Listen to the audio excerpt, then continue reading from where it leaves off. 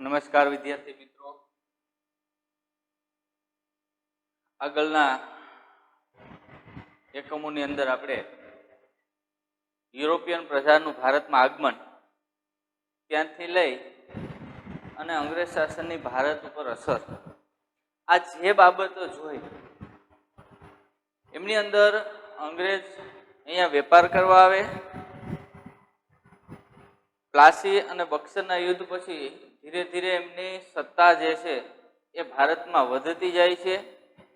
એમણે ઘણા બધા કાયદાઓ, નીતિ નિયમો અમલમાં મૂક્યા અને એ સાથે સાથે જે સુધારાઓ કર્યા, મહેસૂલ ઉઘરાવવાનું કામ કર્યું. આ બધી બાબતોને કારણે ક્યાંક ને ક્યાંક જે પરિબળો કામ કરતા હતા એ પરિબળોમાંથી રાષ્ટ્રવાદનો ઉદય થાય છે. અંગ્રેજી શિક્ષણ આવવું, ભારતના જે યુવાનો હતા એ ધીરે ધીરે શિક્ષણ મેળવવા લાગ્યા, વિશ્વના પ્રવાહો સાથે એ જોડાયા અને આમ એક રાષ્ટ્રવાદનું પરિબળ આપણા યુવાનોમાં, ભારતના યુવાનોની અંદર અને ભારતના લોકોની અંદર એ આ રાષ્ટ્રીયતાની ભાવના ઊભી થઈ, એક રાષ્ટ્રવાદ ઊભો થયો. અને વેલેસ્લીની સહાયકારી યોજના અને ડેલહાઉસીની ખાલસા નીતિ, આ બંનેએ જે બાબતો હતી તેમાં આજે સળગતી બાબતોમાં ઘી ઉમવાનું કામ કર્યું અને તેમાંથી એક વિદ્રોહ થયો, એક સંગ્રામ થયો અંગ્રેજો પ્રત્યે. અને જે સંગ્રામને નામ અપાયું ભારતના ઇતિહાસમાં 1857નો સ્વાતંત્ર્ય સંગ્રામ.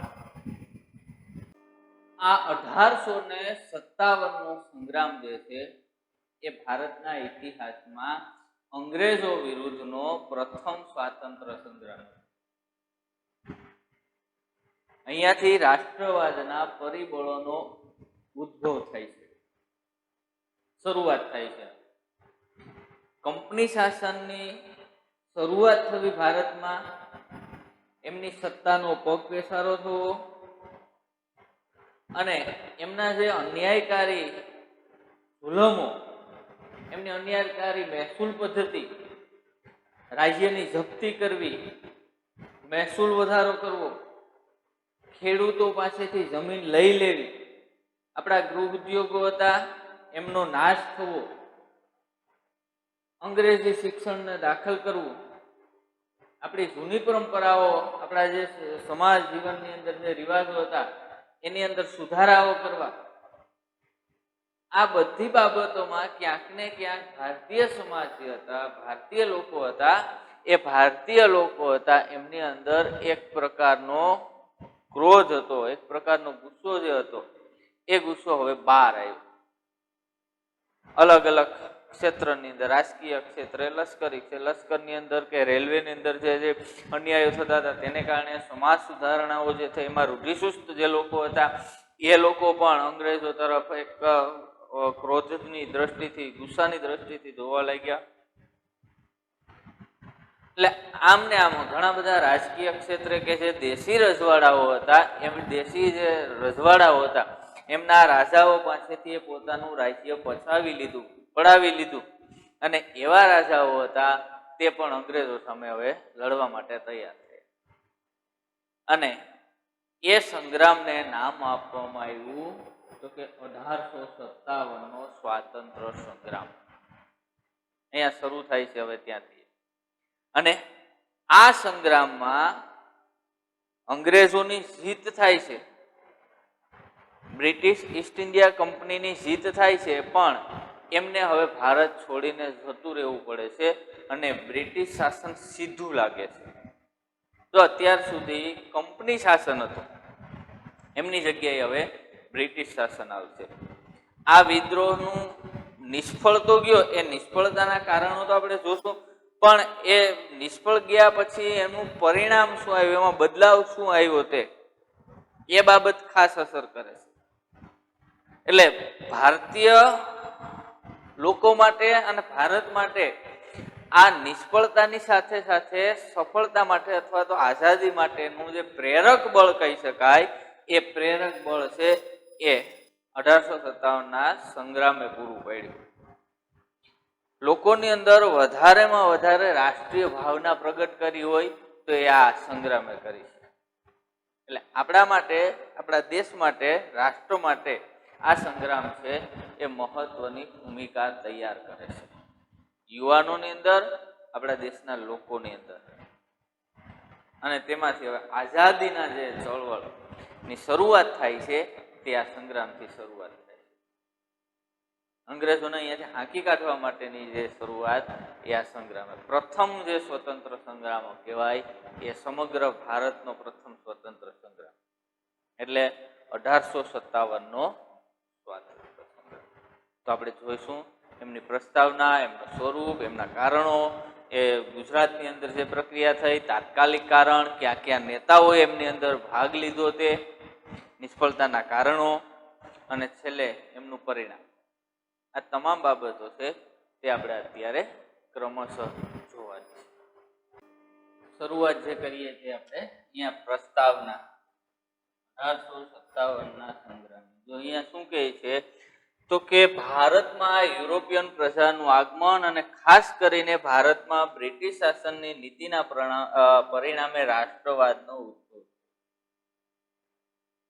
યુરોપિયન પ્રજા, એમાં બધી પ્રજા આવી જાય, પણ અહીંયા આપણે ખાલી ફક્ત અને ફક્ત વાત કરશું અંગ્રેજોની, એટલે કે બ્રિટિશ ઈસ્ટ ઇન્ડિયા કંપની.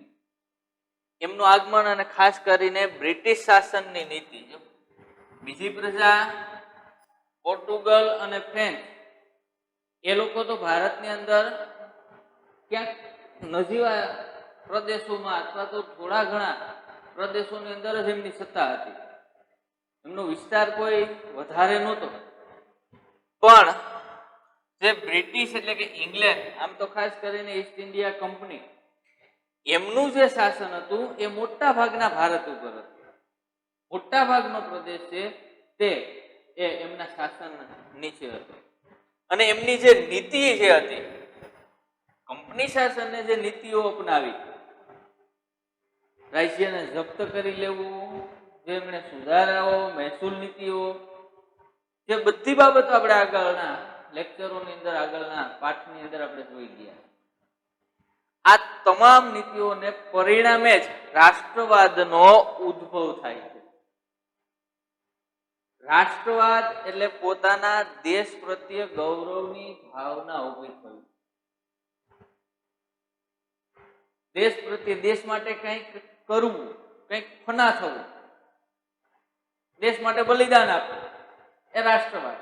રાષ્ટ્ર પ્રત્યે કંઈક ગૌરવની લાગણી ઉદ્ભવવી. અને આ રાષ્ટ્રવાદ છે એ બ્રિટિશ શાસનની એમની નીતિઓને કારણે લોકોની અંદર રાષ્ટ્રવાદ ઉભો થયો. અમે ભારતીય છીએ આવી ભાવના, આ સમગ્ર જે ભારતનો જે વિસ્તાર હતો એ બધા ભારતીયો છે આવી ભાવના જાગૃત થઈ. આપણે બધા એક છીએ એવી ભાવના ઊભી થઈ.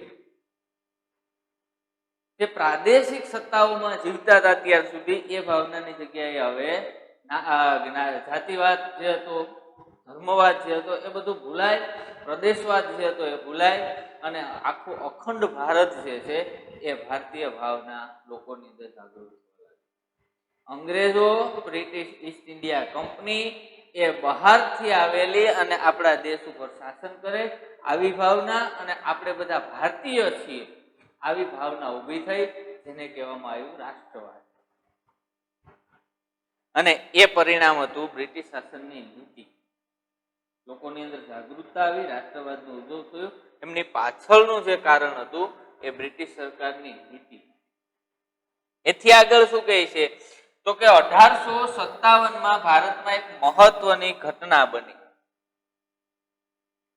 આપણે આ પાઠનો મુદ્દો કહીએ છીએ તે શીર્ષક. અને એ આ નીતિને કારણે 1857માં ભારતમાં મહત્વની ઘટના એટલે આ સંગ્રામ, આ ઘટના બની. 1857નો સ્વાતંત્ર્ય સંગ્રામ એ મહત્વની ઘટના. અને આ ઘટનાને ભારતમાં રાષ્ટ્રવાદના ઉદયના મહત્વના પરિબળોમાં પ્રથમ ઘટના તરીકે ગણવામાં આવે છે. અત્યાર સુધી આગળ લડતા હતા જ, યુદ્ધો આગળ પણ થયા છે, આગળ પણ સંગ્રામો થયા છે. પ્લાસીનું યુદ્ધ અને બક્સરનું યુદ્ધ એ પણ એક સંગ્રામ જ હતો. પણ એને પ્રથમ ઘટના આપણે રાષ્ટ્રવાદની ભારતની અંદર રાષ્ટ્રવાદના ઉદય માટેની પ્રથમ ઘટના આપણે તેમને નહીં વર્ણવી શકીએ, કારણ કે એ એક પ્રદેશ પૂરતી હતી, સીમિત હતી. આગળ જે યુદ્ધો થયા એ એક રાજ્ય પૂરતી હતા, સમગ્ર ભારત માટે નહોતા. અહીંયા આ ઘટના છે એ રાષ્ટ્રવાદ, ભારતમાં રાષ્ટ્રવાદનો ઉદય થયો એનું મહત્વનું પરિબળ હતું, અને એ પ્રથમ ઘટના તરીકે એટલા માટે ગણી છે.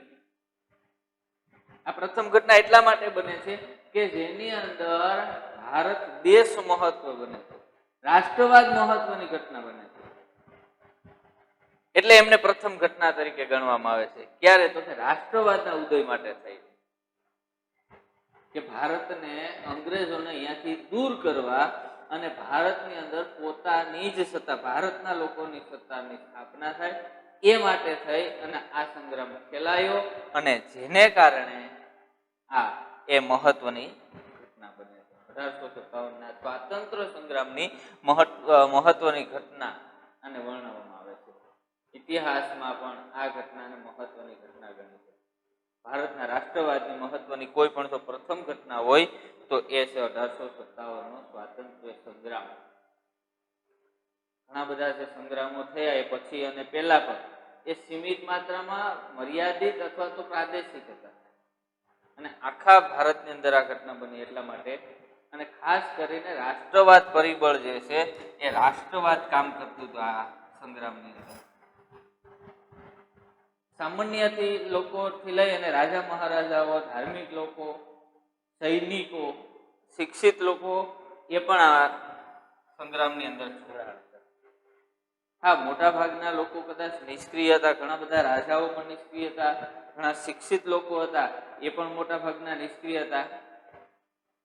તમામ ભારતીય લોકો આ સંગ્રામની અંદર જોડાયા એમ નથી, પણ મોટા ભાગના લોકો જોડાયા પણ એટલા માટે થઈ અને આ રાષ્ટ્રવાદની ઉદયની મહત્વની પરિબળોમાંની એક ઘટના ગણવામાં આવે છે. હવે એ સાથે સાથે એમના કારણોની પણ આપણે અહીંયા ચર્ચા કરીએ. 1857ના સ્વાતંત્ર્ય સંગ્રામના ઉદ્ભવના કારણો. આ સંગ્રામ કયા કારણોને લીધે એમનો ઉદ્ભવ થયો?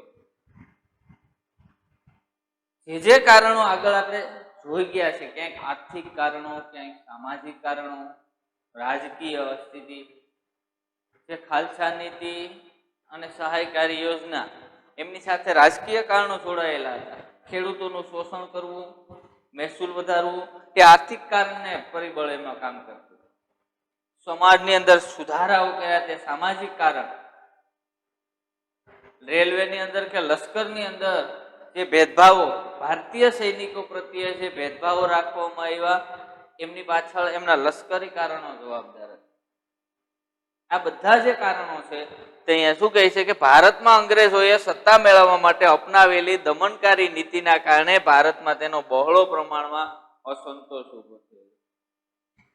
જેમણે અંગ્રેજોએ સત્તા મેળવવા માટે જે દમનકારી નીતિ અપનાવી, દ્વિમુખી શાસન પદ્ધતિથી લઈ બંગાળ, બિહાર અને ઓરિસ્સા, એમની અંદર જેમને દીવાની સત્તા મળી, અને એ દીવાની સત્તા મળી અને પછીથી એમણે વધારે ને વધારે ભારત ઉપર પોતાનું સામ્રાજ્ય ફેલાય, વધારે ને વધારે પ્રદેશો એમની સત્તા નીચે આવે.